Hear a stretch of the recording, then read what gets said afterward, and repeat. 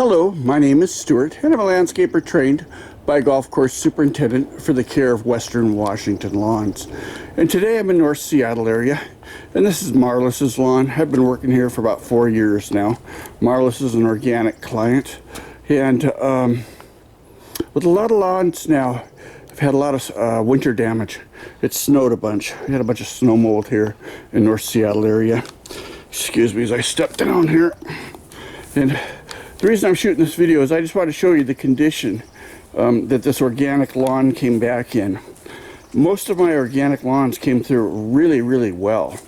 And actually they popped a nice dark green before the chemical lawns do, typically. I usually apply a 50-pound bag of a 545. I have just aerated, seeded, and fertilized this. Last year I put on some lime and some amendment and did some things like that. And this yard was really hurting last year. And it was all dried up and, well, it didn't look all that pretty. And but this spring it's came back beautifully now. Temperatures are beginning to rise a little bit here. Maybe today it might be 58. We did have some early 80-degree temperatures this year. But it was just a false flag of too early a spring.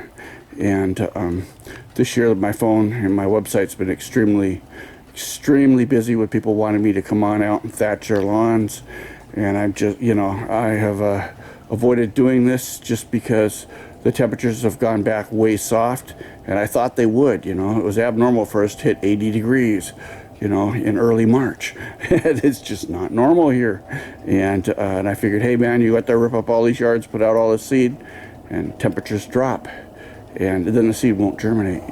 The seed typically, perennial ryegrass and fescue grasses is what we use here in Western Washington on your typical homeowner's lawn. And those germinate in a laboratory, ideal conditions. They start at about 50 degrees Fahrenheit. And say if it's around 60 degrees here, you got to figure out how much of the day is it really going to be 60 degrees, and we're talking about soil temperatures too, remember.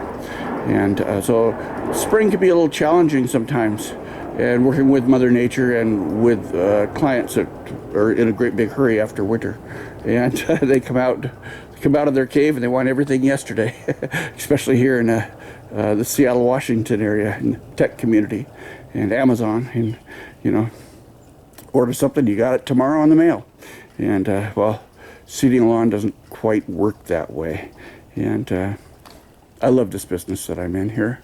And this back lawn here cooks all summer here in the sun, and it's underneath those big old evergreen trees that are dropping needles on there. Acidity from the needles keeps killing the grass. And, I put some lime out there. Lime does not kill moss, but lime makes it more favorable for the fertilizers to be available to the grass plant, is how that works. And then I put out some soil amendment to work with the health of the soil. She does not have an irrigation system here. Those flags are marking underground pieces of cement in the middle of her lawn. This is Stuart with the Aerating-Thatching Company, and I hope you enjoyed this video. Thank you. Bye-bye.